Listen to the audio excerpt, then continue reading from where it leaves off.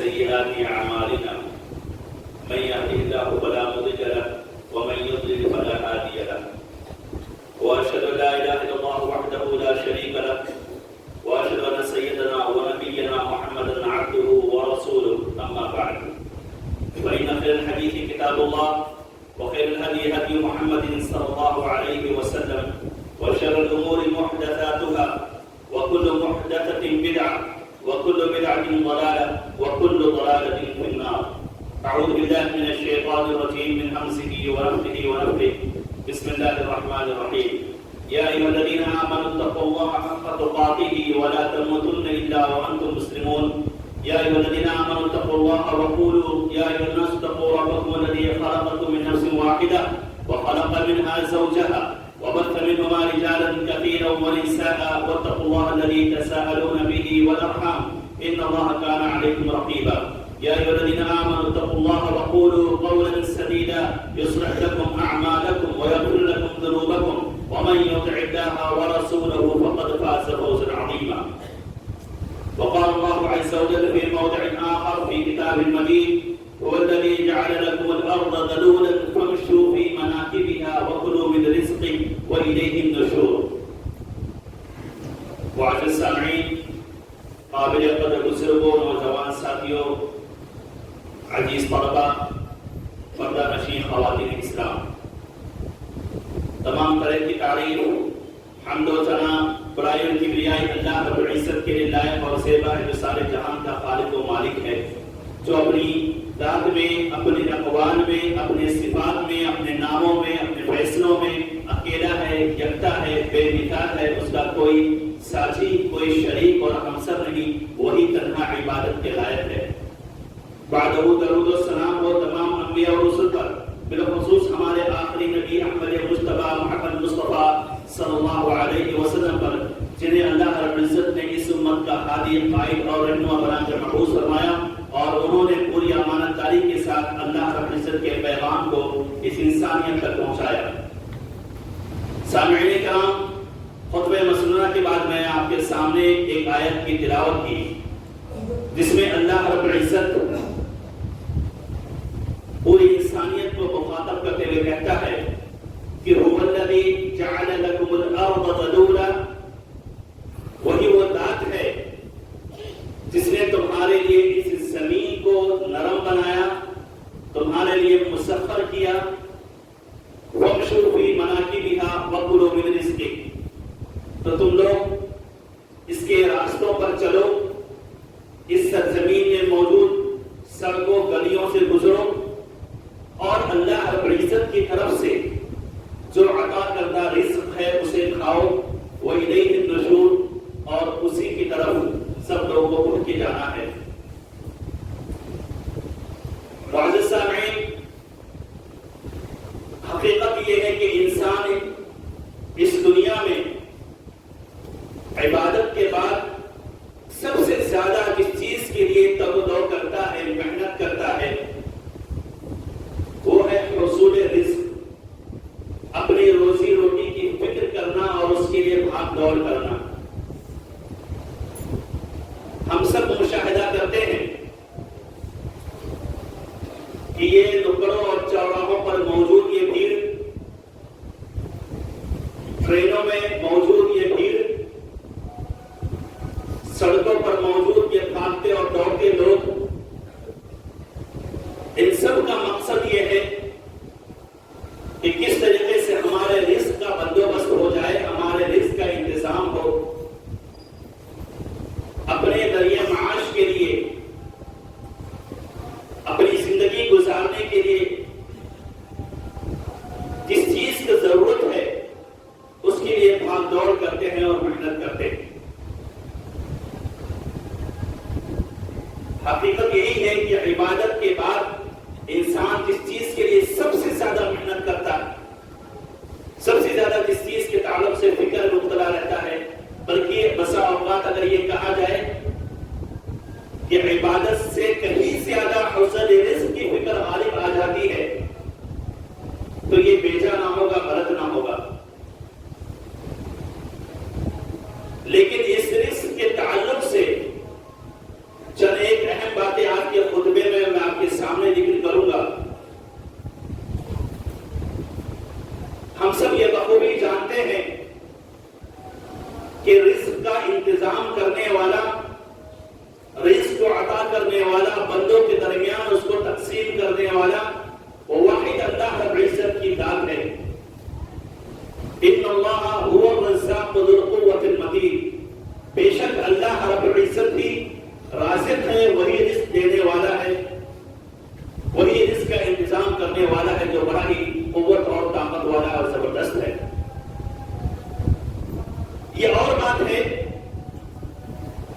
کہ رزق کا جو انتظام اللہ رب العزت کی طرف سے ہمارے لیے کیا جاتا ہے، جو ہمارے مقدر میں لکھ دیا گیا ہے، ہماری پیدائش سے قبل جب 4 مہینے کے حمل کی صورت میں ہم ماں کے پیٹ میں ہوتے ہیں، اسی وقت ہمارے رزق ہمارے مقدر میں لکھ دی جاتی. جب فرشتہ روح روکنے کے لیے آتا ہے تو جہاں 4 چیزوں کا وہ فیصلہ کرتا ہے، لکھتا ہے بندے کے حق میں کہ اس کی موت کب ہوگی، کیا اس کا رزق ہوگا، اور اسی طریقے سے اس کا عمل، اور پھر اس کے بعد وہ شقی ہوگا یا سعید ہوگا. اس دنیا میں وہ شقی ہو کر کے زندگی گزارے گا اور شقی ہو کر کے مرے گا، یا وہ سعید ہو کر کے مرے گا. یہ 4 چیزیں لکھ دی جاتی ہیں، اسی میں سے ایک چیز ہوتی ہے رزق. تو اللہ رب العزت نے رزق کو ہمارے مقدر میں ہماری پیدائش سے قبل لکھ دیا، لیکن ہمیں اس کے حصول کے لیے بھاگ دوڑ کرنا ہے اور محنت کرنا ہے. جیسا کہ اللہ کے رسول صلی اللہ علیہ وسلم کی حدیث ہے، وَاتَّقُوا اللَّهَ وَاجْمِلُوا فِي الطَّلَبِ، کہ اللہ رب العزت نے ہر ایک نفس کے لیے اس کے رزق کو اس کے مقدر میں لکھ دیا ہے.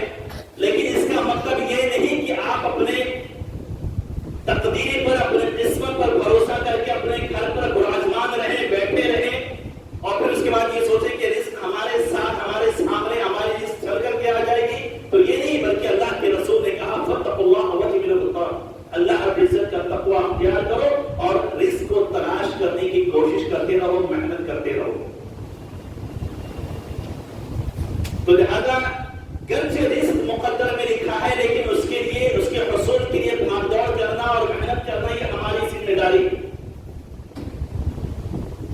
اور رزق ہمارے مقدر میں جتنا لکھا ہے یہ ضروری نہیں ہے کہ جتنی ہماری ضرورت ہے اتنا ہی لکھا ہوا.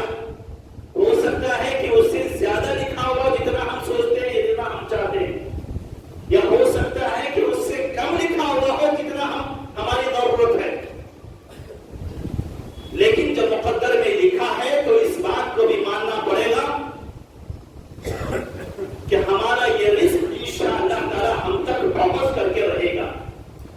عام طور سے ہمارا یہ تصور ہے کہ رزق کے پیچھے ہم بھاگتے ہیں، ہم دوڑتے ہیں، لیکن اسلام یہ تصور پیش کرتا ہے کہ آپ نہیں بھاگتے بلکہ آپ کا رزق آپ کے پیچھے بھاگتا ہے. اللہ کے رسول صلی اللہ علیہ وسلم کی حدیث ہے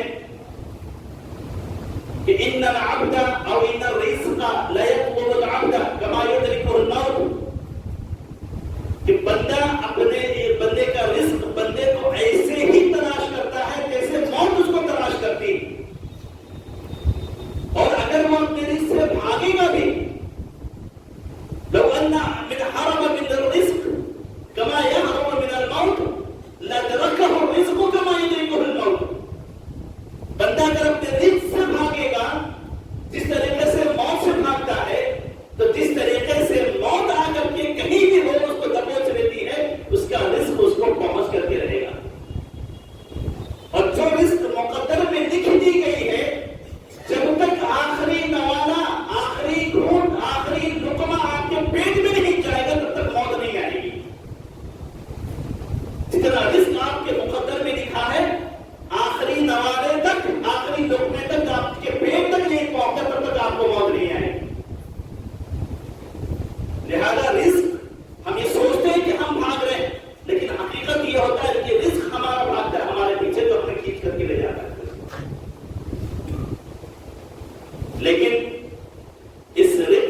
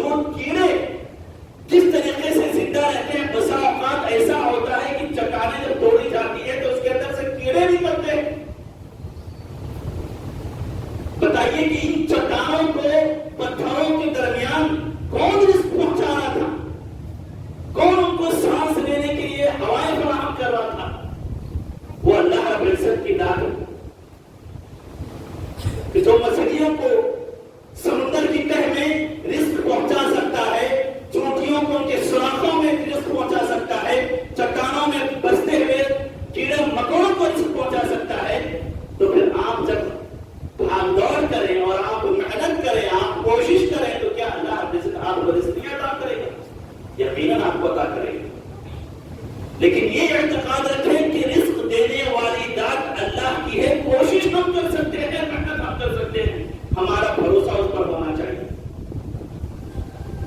اور یہی دوسری چیز ہے کہ جب آپ اللہ رب العزت کی اطاعت پر مکمل اعتماد رکھے ہوئے کہ وہ رازق ہے, وہ رزاق ہے, تو دوسرا اقدام آپ کو یہ کرنا ہے کہ آپ کو محنت کرنا ہے, آپ کو کوشش کرنا ہے. اگر آپ یہ سوچیں کہ رزق میرے مقدر میں لکھا ہوا, گھر پر آرام سے بیٹھے, نہ بھاگ دوڑ کرے نہ محنت کرے کہ نہیں اس مستق پہنچے گا, تو یہ ہماری بیوقوفی ہے, کم عقلی ہے. اور بس اوقات ایسا ہوتا ہے, بہت سارے ہمارے سماج میں بسنے والے لوگوں کو آپ نے دیکھا ہوگا, بلکہ اس سے ایک قدم آگے بڑھ کر کے بہت سارے آدمی ایسے ہوتے ہیں جو خود اپنے گھروں پر بیٹھے ہوتے ہیں اور اپنی بیویوں کو کام پہ لگا دیتے ہیں, جبکہ ذریعہ معاش لانا حاصل کرنا اس کا کام ہے. کفالت کرنا اپنی اور اپنے گھر والوں کی اس کی ذمہ داری. لیکن بہت سارے ایسے نااہل ہوتے ہیں جو خود گھروں میں بیٹھتے اور بیویاں کام کر رہی ہوتی. اللہ کے رسول صلی اللہ علیہ وسلم کی ایک حدیث ہے کہ ما اکل احد طعاما قط خيرا من ان ياكل من عمل يده وان نبي الله داود عليه الصلاه والسلام كان ياكل من عمل يده. سب سے بہترین کھانا, سب سے بہترین لقمہ جو انسان اٹھاتا ہے اور اپنے پیٹ میں ڈالتا ہے وہ لقمہ ہوتا ہے جو اس کے اپنے ہاتھ کی کمائی کا ہوتا ہے, جو اس کی اپنی محنت کا ہوتا ہے, جو اس کا خود لایا ہوا ہوتا ہے, وہ سب سے بہترین لقمہ ہوتا ہے. مانگ کر کے کھانا یا کسی کے بھروسے پر بیٹھ جانا یا کام کاج نہ کرنا, 3-5 کرتے رہنا, یہ ساری چیزیں غلط ہیں. اور پھر اللہ کے رسول صلی اللہ علیہ وسلم نے ایک ایگزامپل دیا, ایک مثال دی کہ وَإِنَّ نَبِيَّ اللَّهِ دَاوُدَ كَانَ يَأْكُلُ مِنْ عَمَلِ يَدِهِ, کہ اللہ کے نبی داؤد علیہ السلام اپنے ہاتھ کی کمائی کھاتے تھے, اپنی محنت کر کے کھاتے تھے. اللہ کے نبی تھے, برگزیدہ بندے تھے, اللہ سے مطالبہ کرتے, اللہ سے مانگتے تو کیا اللہ رب العزت ان کے لیے دنیا بھر کی نعمتیں نہ اتار دیتا. لیکن محنت کیا کرتے تھے, بھاگتے تھے, دوڑتے تھے, نبوت کا فریضہ انجام دیتے ہوئے. تو سب سے بہترین لقمہ وہ ہے کہ جو انسان خود محنت کرے اور پھر اس کے بعد کھائے. اور کیسے اسلام نے, قرآن کریم نے, اللہ رب العزت نے ترغیب دلائی ہے کہ اپنے ہاتھ سے محنت کر کے کھانا. سورہ مریم آپ پڑھیے, سورہ مریم میں اللہ رب العزت نے مریم علیہ السلام کو تلقین کرتے ہوئے یہ کہا وَهُزِّي إِلَيْكِ بِجِذْعِ النَّخْلَةِ تُسَاقِطْ عَلَيْكِ رُطَبًا جَنِيًّا. مریم بھوکی تھی, پیاسی تھی. اللہ رب العزت نے کہا کہ مریم کھجور کے درخت کے نیچے جاؤ اور کھجور کے تنے کو پکڑ کر کے ہلاؤ تو تمہارے اوپر تازہ تازہ کھجوریں گرے گی اور پھر تم اس سے اپنا پیٹ بھرو. کیا اللہ رب العزت ان کے لیے کھجوریں حاصل نہیں کر سکتا؟ کیا اللہ رب العزت یہ نہیں کہہ سکتا تھا کہ ہاں کھجور کے جھاڑ کے نیچے چلے جاؤ, وہاں پر تم کو کھجوریں مل جائیں گی؟ لیکن محنت کرنے کی عادت ڈلوانا اور پھر اس کے بعد اس لقمے کو اپنے پیٹ تک پہنچانا. کہا جاؤ وَهُزِّي إِلَيْكِ بِجِذْعِ النَّخْلَةِ, کہ جاؤ کھجور کے تنے کو ہلاؤ, محنت کرو. جب پیٹ تک لقمے کو پہنچانا ہے, نوالے کو اندر پہنچانا ہے, تو پھر اسے لیے محنت کرنا پڑے گا. کہا جاؤ کھجور کے تنے کو ہلاؤ, تو کھجور گرے گا, پھر اس کے بعد کھجور کھاؤ, تمہارا پیٹ بھرے گا. دوسرا طریقہ یہ ہے جو رزق کی جستجو کو اور تلاش کو آسان کرتا ہے کہ آپ ایک طرف یہ اعتقاد رکھیں کہ اللہ رب العزت ہی رازق ہے, رزاق ہے, اور اسی سے مجھے اپنے رزق کا سوال کرنا ہے, مانگنا ہے. دوسرا عمل کی محنت کرنا ہے. اب محنت کے ساتھ ساتھ, وسائل کے ساتھ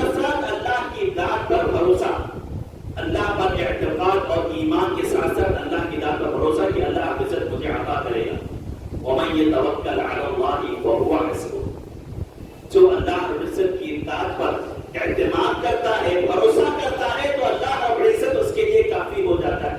وَمَن يَتَّقِ اللَّهَ يَجْعَلْ لَهُ مَخْرَجًا وَيَرْزُقْهُ مِنْ حَيْثُ لَا يَحْتَسِبُ، جو اللہ کے سے ڈرتا ہے، تقویٰ اختیار کرتا ہے، حلال و حرام کی تمیز کر کے اپنی روزی روٹی کے فکر میں پریشان ہے، بھاگ دوڑ کر رہا ہے، محنت کر رہا ہے، يَرْزُقْهُ مِنْ حَيْثُ لَا يَحْتَسِبُ، جب اللہ سے ڈرتے ہوئے روزی روٹی کی فکر کرتا ہے تو پھر اللہ رب العزت اس کے لیے ایسی جگہ سے راستے بناتا ہے جہاں سے وہ سوچ بھی نہیں سکتا، اس کو توقع اور امید نہیں ہوتی۔ اسی طریقے سے چوتھی چیز یہ ہے جو رزق کے جستجو کو اور تلاش کو آسان کرتی ہے، وہ ہے نماز، نماز کا اہتمام۔ یقین جانیے کہ جو آدمی نماز کا پابند ہے، اور صرف اتنا ہی نہیں کہ بحیثیت سرپرست وہ پابند ہے، بلکہ اپنے پورے گھر والوں کو نماز کی پابندی کروا رہا ہے۔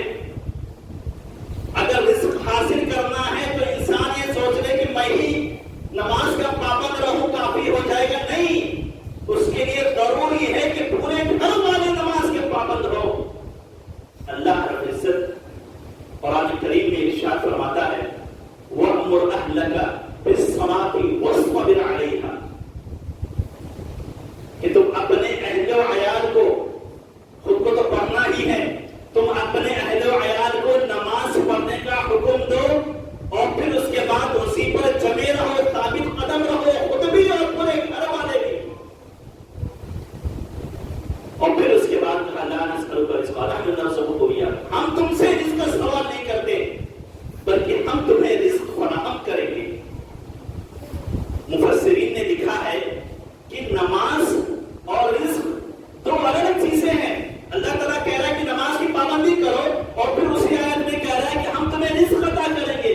معلوم یہ ہوا کہ رزق کا تعلق نماز سے بہت گہرا ہے، اور نماز کا تعلق اس سے ہے، ایک وسیلہ ہے، ایک ذریعہ ہے جو انسان کو رزق فراہم کرتی ہے۔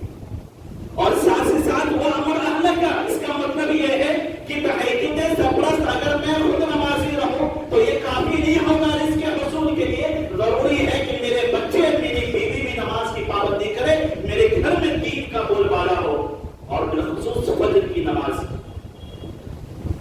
فجر کی نماز اللہ کے رسول صلی اللہ علیہ وسلم نے فرمایا کہ میری امت کے لیے صبح کے اوقات میں برکت لکھی گئی۔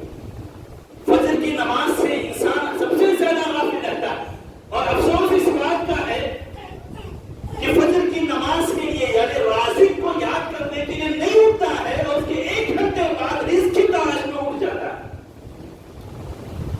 1 گھنٹہ قبل رازق کو یاد کرنے کے لیے جسے رزق عطا کرنا ہے اس کو یاد کرنے کے لیے نہیں اٹھتا، اس کے 1 گھنٹے بعد 7 بجے 7:15 بجے اٹھ کر کے رزق کی تلاش بھاگتا ہے، دوڑتا ہے، محنت کرتا ہے۔ دن میں کسی وقت نماز کا وقت ہو گیا، نماز پیچھے ہے، پہلے جاب ہے، پہلا کام ہے، نماز کا نمبر بعد میں آئے گا۔ ارے نادان شخص، جس چیز کے لیے حصول کے لیے بھاگ رہا، جس رزق کے حصول کے لیے تو بھاگ رہا ہے، اس کی چابی اللہ رب العزت کے پاس ہے، جو آسمان پر بیٹھا ہوا، سڑک پر بیٹھا ہوا، پہلے اس کو تو یاد کر لیں، اس سے رزق کا مطالبہ کریں۔ لہذا یہ ضروری ہے کہ انسان جب رزق کے حصول کے لیے بھاگتا ہے تو سب سے پہلے اپنے آپ کو اور اپنے اہل و عیال کو نماز کا عادی بنائے، پابند بنائے۔ اسی طریقے سے وہ چیزیں جو رزق کے حصول کو آسان کرتی ہیں وہ ہے استغفار کرتے رہنا، استغفار کرتے رہنا، اللہ تعالی سے اپنے گناہوں کی معافی طلب کرتے رہنا۔ امام حسن بصری کے پاس، امام قرطبی نے نقل کیا ہے کہ امام حسن بصری کے پاس ایک آدمی آیا، اس نے کہا کہ میرے اوپر ساری چھائی ہوئی ہے، میرے باغات سوکھ رہے ہیں، آپ اللہ سے دعا کیجیے کہ اللہ مجھ پر رزق کی فراوانی کرے۔ کہا استغفر اللہ، جاؤ اللہ سے استغفار کرو، استغفار کرو۔ دوسرا آدمی آیا، اس نے کہا کہ مجھے اولاد نہیں ہو رہی، مجھے اولاد نہیں ہو رہی، اللہ سے دعا کیجیے کہ اللہ رب العزت مجھے اولاد عطا کر دے۔ کہتے ہیں استغفر اللہ، جاؤ اللہ سے استغفار کرو۔ تیسرا آ کر کے اپنے فقیری اور محتاجی کا روتا روتا ہے، اس سے بھی کہتے ہیں استغفر اللہ، جاؤ استغفار کرو۔ لوگوں نے کہا کہ 3 طرح کے سوالات آئے، اور تینوں سوالات کے جوابات میں آپ نے صرف ایک ہی جواب کہا، استغفر اللہ۔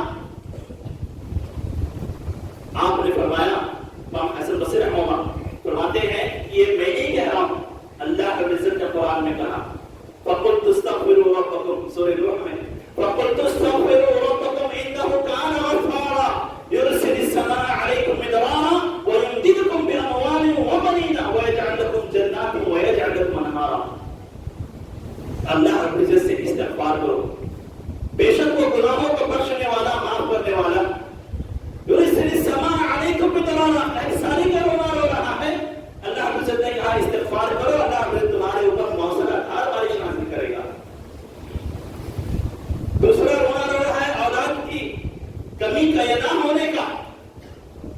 تو کہتے ہیں وَيُمْدِدْكُمْ بِأَمْوَالٍ وَبَنِينَ، استغفار کرنے کا دوسرا بدلہ یہ ملے گا کہ اللہ اس کے مال میں، اس کے اولاد میں اضافہ کرے گا.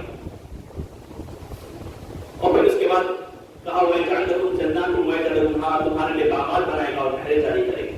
کہنے کا مطلب یہ ہے کہ وہ اسباب اور وسائل جو رزق کے حصول کو آسان بناتے ہیں، اس میں سے ایک استغفار بھی ہے کہ بندہ برابر اللہ رب العزت سے استغفار کرتا رہے تاکہ اس کی روزی روٹی کا حصول آسان ہو جائے، اس کا راستہ بن جائے. اسی طریقے سے رزق کے حصول کا ایک سبب، ایک ذریعہ یہ بھی ہے کہ انسان کو اللہ رب العزت نے جو کچھ بھی عطا کیا ہے اس میں سے وہ خرچ کرتا رہے. جو کچھ بھی اللہ رب العزت نے اسے عطا کیا ہے وہ خرچ کرتا رہے. اللہ کے رسول صلی اللہ علیہ وسلم کی حدیث، اللہ کے فرماتا ہے حدیث قدسی میں، ابن آدم انفق علیک، کہ اے ابن آدم تم خرچ کرتے رہو، میں تم پر خرچ کروں گا. اور اللہ جس پر خرچ کرے گا وَمَا أَنفَقْتُم مِّن شَيْءٍ فَهُوَ يُخْلِفُهُ وَهُوَ خَيْرُ الرَّازِقِينَ، کہ اللہ رب العزت کے راستے میں تم خرچ کرو گے تو اللہ رب العزت تمہارے اوپر کتنا خرچ کرے گا تم تصور نہیں کر سکتے. جس کے ہاتھ میں زمین و آسمان کے خزانے ہیں اور وہ بہترین رزق دینے والا ہے. اگر انسان کے اندر یہ جذبہ موجود ہے کہ وہ یتیموں پر خرچ کرتا ہے، وہ بیواؤں پر خرچ کرتا ہے، وہ مسکینوں اور فقیروں پر خرچ کرتا ہے، وہ محتاجوں پر خرچ کرتا ہے، تو یقین جانیے کہ اس کا یہ خرچ کرنا اس کے اوپر خرچ کرنے کے دروازے کھولتا ہے اور حصول رزق کے راستے کو آسان بناتا ہے. لہٰذا یہ چند اسباب اور وسائل تھے جو میں نے آپ کے سامنے بیان کیے، جو انسان کی رزق کی تلاش اور جستجو کو آسان بناتے. اور معزز سامعین، یاد رہے کہ رزق کے تلاش میں، اس کے حصول میں ہمیشہ حلال کو اپنے سامنے رکھنا، ہمیشہ حلال کو اپنے سامنے رکھنا. حرام مل بھی جائے گا، حاصل کرنے کی کوشش کرے گا، مل بھی جائے گا، لیکن اس حرام کے اور حرام کھانے کے، اس حرام کمائی کی اتنے بھیانک نتائج ہیں کہ اگر انسان اس کو جان لے، سمجھ لے، تو یقین جانیے کہ حرام سے چھونا تو بہت دور کی بات ہے، اس کے قریب تک نہیں جائے گا. اور جب یہ رزق کا حصول اس قدر آسان ہے تو بسا اوقات حرام تک پہنچنا حلال سے کہیں زیادہ آسان ہو جاتا. لیکن جیسے میں نے شروع میں کہا کہ یہ آزمائش کا ایک ذریعہ، یہ ایک آزمائش کا ذریعہ ہے کہ اللہ ہم اس کا آزماتا یا ایھا الناس کلوا مما فی الارض حلالا طیبا ولا تتبعوا خطوات الشیطان. اے لوگوں، اللہ رب العزت نے جو تمہیں عطا کیا ان میں سے حلال چیزوں کو کھاؤ، پاکیزہ چیزوں کو کھاؤ، اور شیطان کے خطوات کے، شیطان کے نقش قدم پر مت چلو، نہ اس کے وسیلوں کو، اس کے طریقوں کو اختیار کرو. اللہ مجھے دعا ہے کہ اللہ رب العزت ہمیں رزق کے حصول کو جائز طریقے سے اپنانے کی توفیق عطا فرمائے. اللہ رب العزت ہمارے اوپر دولت کی فراوانی کرے، آسانیاں پیدا کرے، رزق کے حصول میں آسانیاں پیدا کرے. آمین. اقول قولی ھذا واستغفر اللہ لی ولکم ولسائر المسلمین من کل ذنب فاستغفروہ انہ هو الغفور الرحیم.